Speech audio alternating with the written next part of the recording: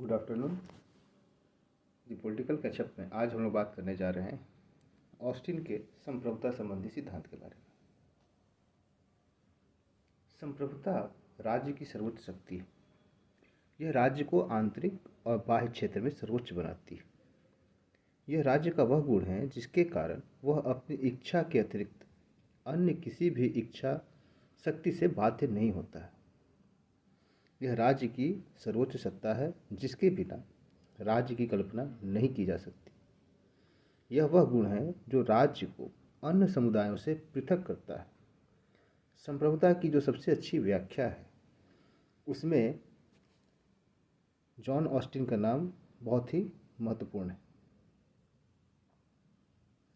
Austin ने अपने संप्रभुता संबंधी विचारों को 1832 ईस्वी में प्रकाशित पुस्तक लेक्चर्स ऑन जूरिस्प्रूडेंस में व्यक्त किया है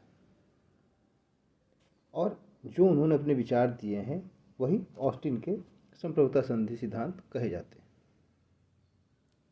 ऑस्टिन ने कानून के 4 लक्षण बताए। कानून निश्चित व्यक्ति या व्यक्ति समूह द्वारा निर्मित होते हैं। कानून निश्चित और स्पष्ट होते हैं। कानून का पालन शक्ति द्वारा होता है और कानून का अस्पष्ट राजनीतिक प्रयोजन होता है क्योंकि संप्रभुता ही राज्य की आत्मा है। ऑस्टिन ने संप्रभुता को परिभाषित करते हुए कहा, यदि एक निश्चित मानव श्रेष्ठ स्वभावतः उसी प्रकार के किसी मानव श्रेष्ठ के आदेशों का पालन करने का अभ्यस्त ना हो और समाज के बहुसंख्यक लोग स्वभावतः उसके आदेशों का पालन करते हों तो उस समय में वह निश्चित मानव श्रेष्ठ है और वह समाज राजनीति तथा स्वतंत्र समाज। अब अगर हम ऑस्टिन के संप्रभुता संबंधी सिद्धांत की जो विशेषताएं हैं या कह सकते हैं जो गुण हैं उसकी बात करें तो ऑस्टिन के संप्रभुता सिद्धांत में हमें कुछ चीज़ें दिखाई देती हैं। जैसे संप्रभु निरंकुश होता है। निश्चित मानव श्रेष्ठ है जिसमें संप्रभुता का निवास होता है और सर्वोच्च होने के कारण वह अन्य किसी भी सत्ता का अधीन नहीं होता है। बाह्य क्षेत्र में कोई भी व्यक्ति उसे आदेश नहीं दे सकता। संप्रभुता अविभाज्य है।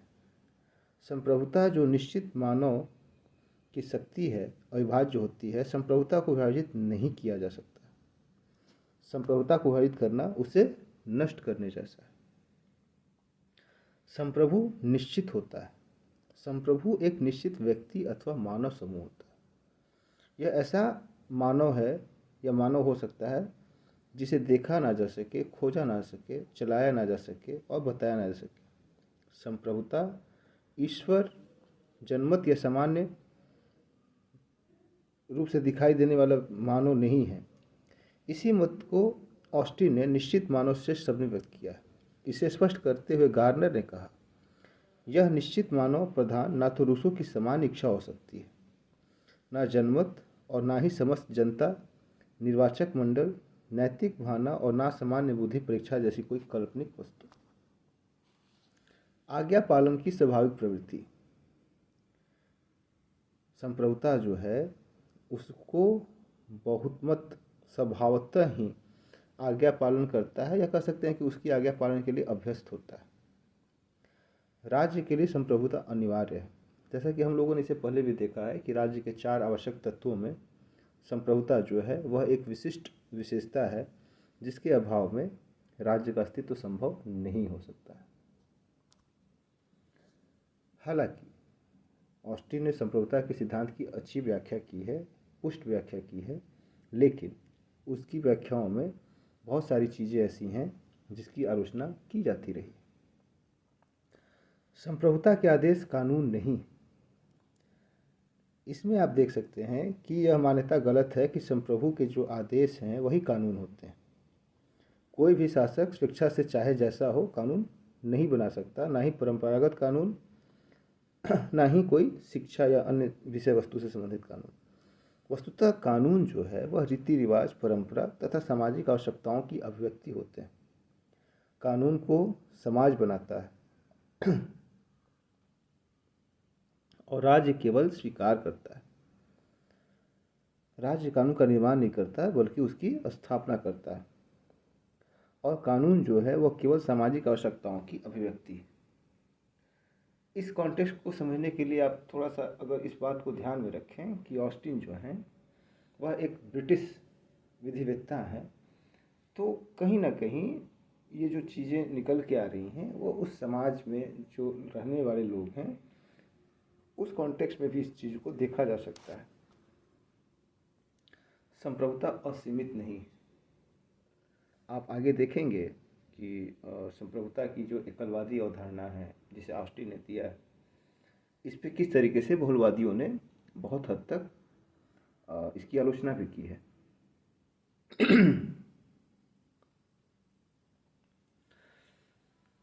ऑस्टिन संप्रभुता को असीम और अमर्यादित मानता है, परंतु यह विचार सही नहीं। आंतरिक क्षेत्र में जनमत, नैतिकता, अन्य समुदाय के जो रीति रिवाज हैं, धर्म तथा पारंपरिक संप्रभुता को सीमित करने वाले हैं। ब्रंटसली कहता है कि राज्य अपने समस्त स्वरूप में सर्वशक्तिमान नहीं हो सकता, क्योंकि बाह्य मामलों में वह अन्य राज्यों के अधिकारों से और आंतरिक क्षेत्र में स्वयं की प्रकृति तथा अपने सदस्यों की व्यक्तिगत अधिकारों से सीमित है। हम सभी जानते हैं कि जो मूल अधिकार होते हैं वो ऐसे अधिकार हैं जो जनता को सरकार के खिलाफ, राज्य के खिलाफ प्राप्त होते हैं। उसी क्षेत्र में आप देख सकते हैं कि किस प्रकार से कहा गया है कि प्रकृति तथा अपने सदस्यों की व्यक्तिगत अधिकारों से सीमित। संप्रभु निरंकुश नहीं। अगर हम संप्रभु को निरंकुश मान लें तो वह बंधनों से मुक्त हो जाएगा। ब्रंटसली ने आगे फिर इसमें भी कहा है कि राज्य अपने समग्र रूप से सर्वसत्ताधारी नहीं है। सर्वसत्ताधारी नहीं है क्योंकि उस पर कहीं ना कहीं बहुत सारे अंकुश हैं, चाहे वो आंतरिक मामलों में हो या बाह्य मामलों में हो, लेकिन उस पर अंकुश है। प्रजातंत्र के विरुद्ध कुछ लोगों का मानना है कि ऑस्टिन ने जिस तरीके से संप्रभु को सर्वशक्तिमान, एकाधिकारवादी, निरंकुश बता दिया है, इससे जो प्रजातांत्रिक व्यवस्था है उसको चुनौती मिली है और कहीं ना कहीं यह डेमोक्रेसी के लिए अच्छी बात नहीं है। बहुलवादियों द्वारा संप्रभुता विभाजित है। हमने इससे पहले भी कहा कि बहुलवादियों ने एकलवादी या ऑस्टिन के जो सिद्धांत है उसकी आलोचना की है। तो बहुलवादियों ने यह कहा है कि राज्य जो है वह अन्य समुदायों की भांति एक समुदाय है, लेकिन अन्य समुदायों की तुलना में उसके पास शक्ति और उसकी जो गरिमा है वह अत्यधिक है। इतनी आलोचनाओं के बाद भी अगर यह कहा जाए कि ऑस्टिन की जो संप्रभुता संबंधी अवधारणा है वो एक विशिष्ट महत्व रखता है, और उसके पीछे का कारण ये है कि इससे पहले जो संप्रभुता पे विचार रखे गए वो बड़े वेग हुआ करते थे, बट इन्होंने संप्रभुता के विचार को बहुत सिस्टमेटाइज करके रेशनल तरीके से अपनी बात को रखा है। गार्डनर ने कहा कि संप्रभुता की कानूनी धारणा जो है वह ऑस्टिन ने सामने रखी और स्पष्ट और तर्क संगत तरीके से उन्होंने इस बात को रखी। हालांकि उनकी जो आलोचना हुई है वो अधिकांशतः गलतफहमी के कारण हुई। तो आज के लिए इतना ही, फिर हम कल मिलेंगे किसी नए विषय के साथ।